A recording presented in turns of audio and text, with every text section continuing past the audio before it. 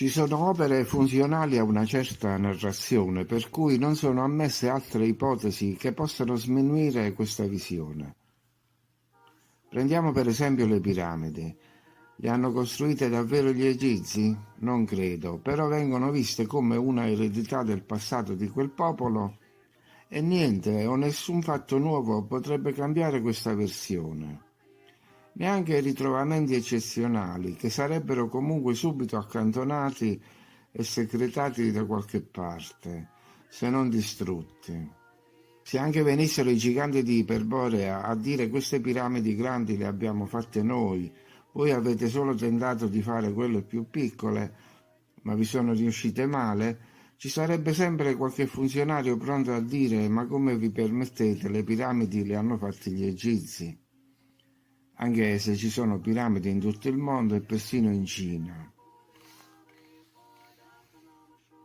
Lo stesso accade per gli archi di trionfo, che sono un prodotto dei Romani, così come i templi lo sono dei Greci, eccetera. E per quanto riguarda ancora i cinesi, loro hanno fatto la Grande Muraglia. Ci sarebbe molto da dire al riguardo, per cui cerco di sintetizzare le informazioni. In passato è stato costruito un muro tortuoso di 20.000 chilometri, abbastanza incomprensibile, trasportando milioni di blocchi di pietra in cima alle montagne, per tenere fuori qualche tribù mongola, così si dice. Un po' eccessivo mi pare, soprattutto perché un muro tanto lungo non è affatto difendibile.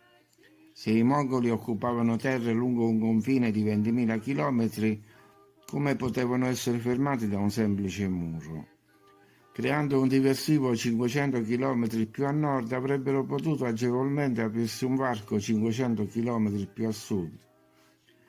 A quale velocità sarebbero dovuti intervenire i cinesi per bloccare l'avanzata, dovendo salire e scendere per gradinate e colline, le quali non sono certo funzionali a uno spostamento rapido delle truppe. La muraglia quindi poteva essere utile ad un'azione di controllo, ma non a un intervento immediato. Inoltre ci sono delle strozzature nelle torri attraverso cui bisogna passare, addirittura uno alla volta. Sarebbe bastato bloccare una porta per impedire l'accesso e ritardare i soccorsi. E non si tratta nemmeno di una via di comunicazione, la quale sarebbe stata costruita più a valle o nel tratto più breve fra due città. Inoltre non è adatta al trasporto su carri, considerata sempre la presenza di ripide salite e discese. Quindi rappresenta sì un argine, una difesa, ma c'è da capire come avvenisse questa difesa.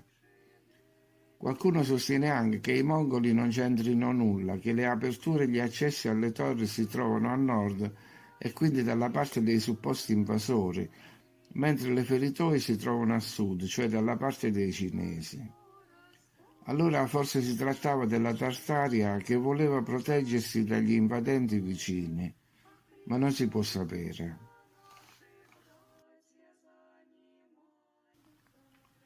Molto interessante anche la cosiddetta testa del drago, cioè la parte finale della muraglia, che termina nel Mar Giallo. Dimostra non solo che il livello del mare è rimasto stabile dalla creazione del muro, ma anche che i possibili invasori avevano paura dell'acqua. Infatti è bastato far terminare il muro in acqua senza continuare a portarlo fino al largo, perché l'acqua stessa sarebbe stata una difesa. Ma cerchiamo di giungere a qualche conclusione. Credo che la struttura sia più antica di quanto si pensi e che il suo scopo non fosse di tipo militare in senso stretto. Si pensa sempre a guerre fra popoli o razze simili, invece il nemico potrebbe essere stato diverso da quello ipotizzato per compiacere gli storici cinesi. Il nostro mondo, come si è detto in varie occasioni, potrebbe essere niente altro che un laboratorio delle specie più incredibili. E il nemico avrebbe potuto essere, senza squame, per citare il famoso racconto di Frederick Brown, Sentinella, un classico della fantascienza.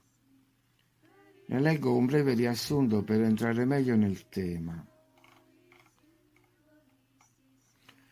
Il protagonista è un soldato impegnato in una guerra contro una specie aliena. Egli si trova in trincea e soffre per la lontananza da casa, per le privazioni causate dalla guerra e per l'ambiente ostile. È bagnato fradicio, è coperto di fango, ha freddo e fame. L'ambiente è illuminato da una gelida luce blu e spazzato da un forte vento. Improvvisamente il protagonista vede uno dei nemici che sta tentando di avvicinarsi. Allora prende la mira con il fucile, fa fuoco e lo uccide, guardando poi con disprezzo ed orrore il cadavere. Il racconto è scritto in modo che il lettore sia portato ad immedesimarsi nel protagonista, ma la descrizione finale del nemico ucciso porta a comprendere che è la sentinella il soldato alieno che ha appena ucciso un essere umano. Il racconto si chiude con queste parole. Erano creature troppo schifose, con solo 2 braccia e 2 gambe, quella pelle d'un bianco nauseante e senza squame. Allo stesso modo noi fino ad ora ci siamo immedesimati nella visione dei narratori ufficiali, cioè che ci fossero esseri umani contro altri esseri umani. E se invece fosse stato un muro autodifensivo, costruito da una civiltà anteriore ai cinesi per scopi diversi da quelli ipotizzati. Autodifensivo significa che serviva allo scopo senza interventi di soldati o altri addetti, i quali al massimo potevano monitorare la situazione dalle garitte. Insomma, il muro era stato costruito per bloccare il passaggio da una parte all'altra a qualcosa o a qualcuno che non era in grado di scavalcare un muro. Questa doveva essere la sua funzione. Accade ancora oggi in Australia con la rete detta Dingo Fence. Ma chi o cosa doveva bloccare? Non c'è che da scegliere. Anche in quella parte di mondo forse si combatteva contro esseri poco umani, quali ampiamente ritratti nelle cronache e nei disegni della cultura orientale. I draghi, i naga e altre specie. Nella cultura greca Ercole è un esempio di lotta a tutto campo contro mostri vari, dai centauri ai leoni, eccetera, ma avrebbe potuto esserci anche nella Cina di allora una proliferazione abnorme di vari tipi di bestie, satiri, serpenti o semplicemente delle tigri o altri felini. Ma non è l'unica soluzione.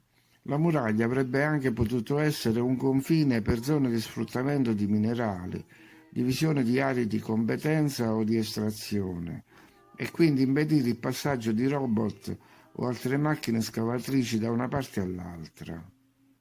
Non sono forse famose in Mongolia e in Cina le migliaia di colline artificiali, cumuli di materiale di scarto e detriti di lavorazione. E questo discorso si potrebbe applicare anche al Vallo di Adriano, un'altra costruzione senza alcun senso apparente. Perché mai un muretto con la sua sola presenza avrebbe dovuto scoraggiare e fermare i selvaggi pitti o gli scoti, quando dall'altra parte non c'erano eserciti?